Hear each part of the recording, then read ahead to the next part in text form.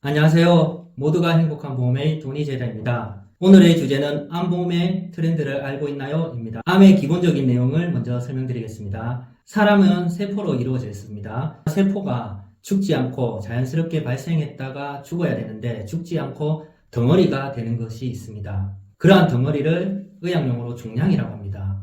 종양은 크게 두 종류가 있습니다. 양성이 있고 악성이 있습니다. 사람들이 말하는 암은 악성 종양을 보고 암이라고 합니다. 악성 종양의 순서는 처음에 세포가 자연스럽게 사멸을 하고 죽어야 되는데 덩어리가 됩니다. 그 덩어리를 양성 종양, 그 다음 경계성 종양, 그리고 악성 종양. 이러한 악성 종양을 사람들은 암이라고 하고 암을 1기에서부터 말기까지로 구분합니다. 고객님들은 암을 어떻게 생각하시나요? 그렇다면 보험회사에서 말하는 암은 어떤 것을 말하는 겁니까? 보험회사에 말하는 암은 약관상 정의된 것을 말합니다. 더 중요한 핵심은 뭐냐면 의사 진단 플러스 조직검사 결과를 통해서 암으로 진단을 받았을 때 보험회사에서 말하는 암에 걸렸다고 할 수 있습니다. 전에는 의사 진단만 있어도 암 진단비가 나갔지만은 최근에는 의사 진단 플러스 조직검사 결과가 무조건 있어야 나옵니다. 의사의 진단서 안에 질병 분류 기호라는 것이 있습니다. 우리나라에 있는 모든 질병은 A부터 Z까지가 있는데 그 중에서 암과 관련된 질병 코드는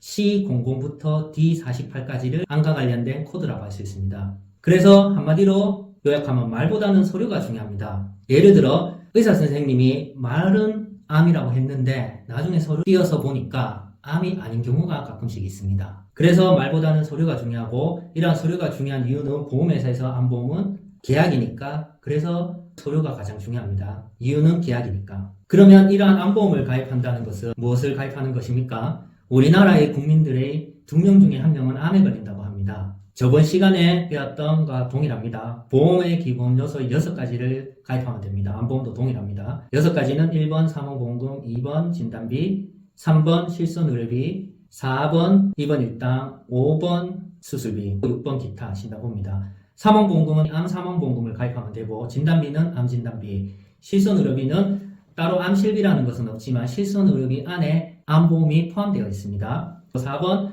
암에 걸렸을 때 병원에서 치료하는 입원 일당, 5번 암수술비, 6번 신담보 6가지를 가입한다는 것을 암보험으로 생각하시면 됩니다. 이거를 좀 더 이해하기 편하도록 암보험의 변천사에 대해서 제가 설명드리겠습니다. 앞에서 얘기했던 보험의 구성요소인 총 6가지가 있는데 첫 번째 암보험은 1번 요소인 암사망보험금에서 암사망, 암진단비, 입원 일당, 암수술비 4개로 구성된 것을 암보험이라고 했습니다. 이때 중요한 거는 10년 전에 가입했던 것을 자세히 보시다 보면 암에 걸려서 입원을 해도 첫날부터 나오는 것이 아니라 4일째부터 나옵니다.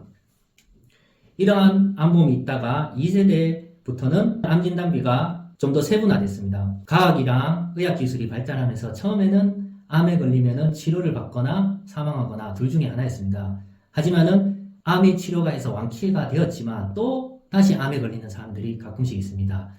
두 번째는 암에 걸렸을 때 첫 번째 진단비가 나오고 두 번째 재진단암이라고 해서 재진단비를 주는 겁니다. 네 번째, 다섯 번째 암 입원 일당 수술비는 똑같습니다. 그러면서 세 번째는 암진단비, 재진단비 플러스 암통원이라는 것이 생겼습니다. 왜냐? 전에는 암에 걸리면은 입원을 해서 수술해서 한 5일, 10일, 20일 이렇게 치료를 했다면 의학기술과 병원의 여러 가지 사정으로 수술만 하고 대부분은 통원을 하게 됩니다. 그러다 보면은 암보험에서 실제로 받을 수 있는 게 없습니다. 그래서 암통원에 대한 것이 나왔고 암 입원 일당도 다른 입원 일당처럼 첫날부터 나올 수 있는 암 입원 일당이 생겼습니다. 암수술비는 동일하지만 기타 신담보 안에 표적 항암 치료제라는 것이 새로 생겼습니다. 네 번째로 넘어오면서 앞에 있던 이런 것 플러스 좀 더 세분화가 되기 시작했습니다. 암 진단비, 암 재진단암, 통합암, 전이암, 2차암 등등이 생겼고 입원 일당 쪽에서는 상급 종합 입원 일당. 왜냐? 암 치료는 현재 기준으로 상급 병원 이상인 곳에서만 치료를 받습니다. 쉽게 말하면 대학병원 이상에서만 받습니다. 그리고 수술비에서는